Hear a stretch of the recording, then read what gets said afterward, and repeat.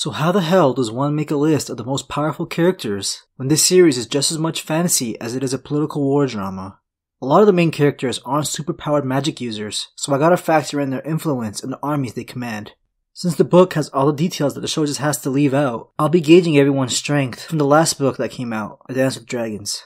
Like I usually do, I'll be sticking with a top 10 format. Gregor Clegane, aka the Mountain, was the tallest and strongest man in Westeros, but even he got bested by Oberyn Martell. He was able to kill Oberyn, but only after Oberyn landed some fatal blows with his poisoned spear. All he knew was fighting and violence, so his body was way too valuable to just bury in a hole. After Qyburn's experiments, he's even more terrifying. We don't know all the details of Zombie Mountain, called Robert Strong in the books, but he's very similar to a White.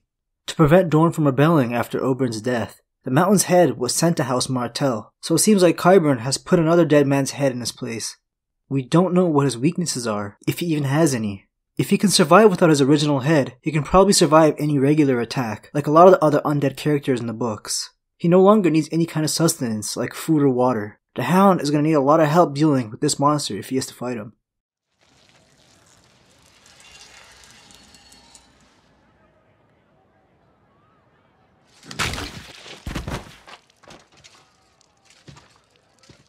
Zombie Mountain is the only fighter in this list. If he wasn't a tool used by Cersei and had his own army, he would probably rank a lot higher. So it only makes sense to put Cersei at number 9. After Tywin's death, Cersei inherited everything he worked his entire life for. Cersei just happens to be far less competent and intelligent, but she is just as much ambitious. If Tywin was alive at the end of A Dance with Dragons, he would definitely be ranked higher on this list because of his capabilities as a commander. Cersei's ruling as Queen Regent until Tommen is of age, but her reputation isn't the greatest. Just imagine if she were to call on all the houses of the Seven Kingdoms. I doubt very many would answer. She has the Westerlands, since the Lannisters are the ruling house of that kingdom, and maybe the Crownlands, where she is currently living. Her only powerful ally were the Tyrells, but their relationship now is pretty turbulent after Cersei framed Margaery of committing adultery.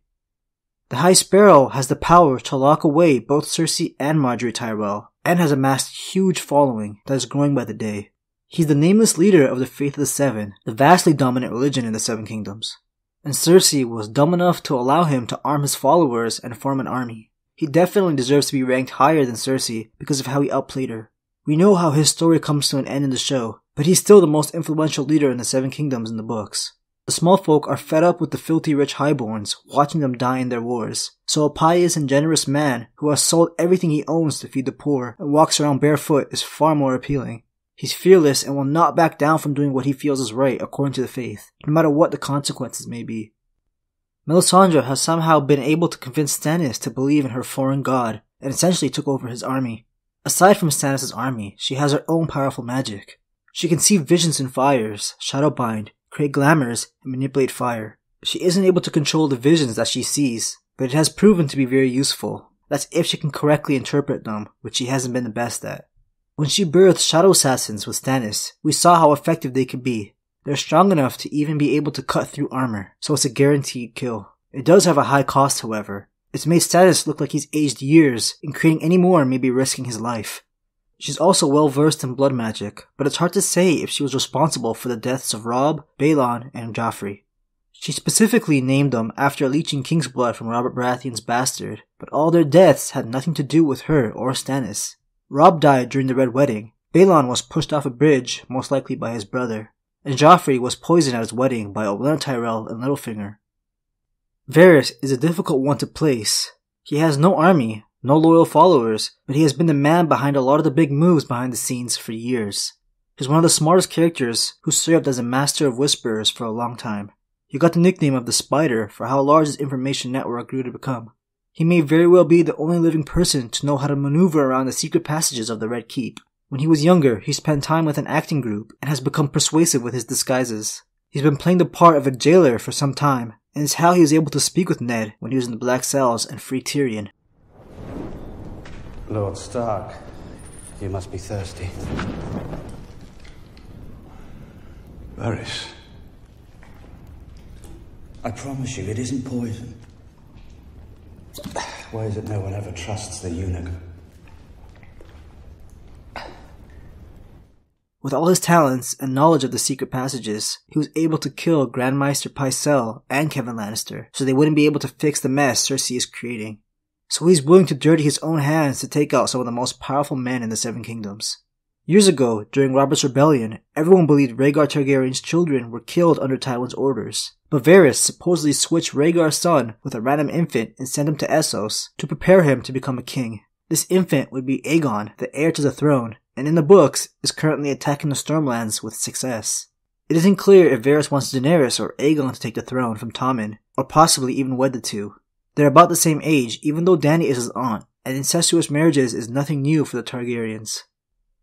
Bran is one of the most powerful magic users in the series, being both a warg and a greenseer. Warging is impressive, but there is a ton of wildlings able to enter the minds of animals. It's Bran's green sight that sets him apart. He's only just begun learning how to master this rare ability, but soon he'll practically be a god in the series. Having the name Stark only makes him more powerful. He was the heir to Winterfell, but the Boltons have taken that from him. The Northerners are a loyal people who believe a Stark should always rule in Winterfell.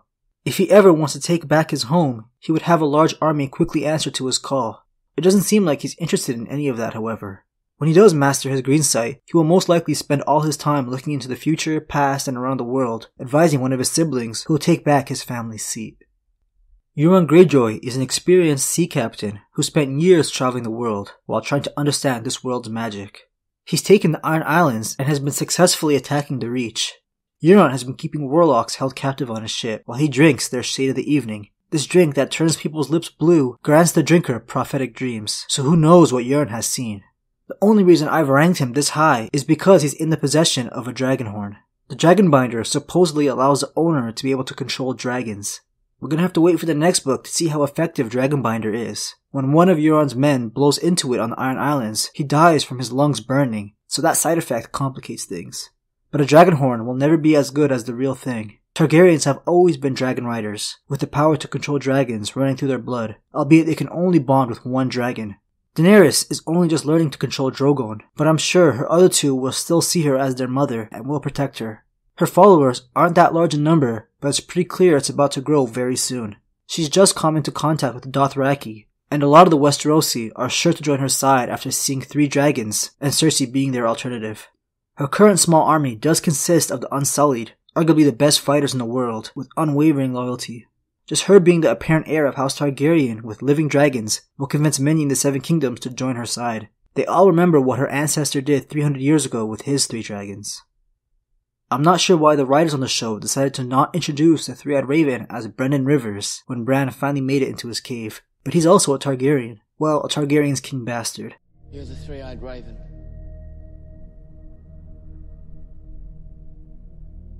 I've been many things. Now, I am what you see. He's what Bran is striving to become after his training. He's 125 years old now, but in his prime, he was one of the greatest leaders in the series. He kind of had the same perspective as Tywin when it came to war. Nothing was against the rules or taboo when it came to protecting the realm. With all his magical abilities, he's barely still alive. He's connected with weirwood roots to sustain his life. However, he still spends very little time in the day awake. With his power to enter people's dreams, who knows how much he's influenced over all the years he spent watching and learning.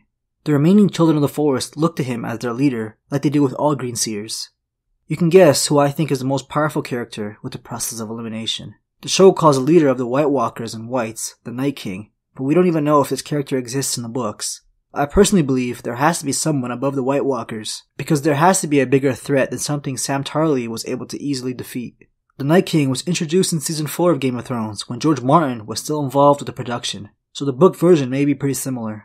Season 4 was actually the last season George Martin was a part of before he left to focus on the upcoming book, The Winds of Winter.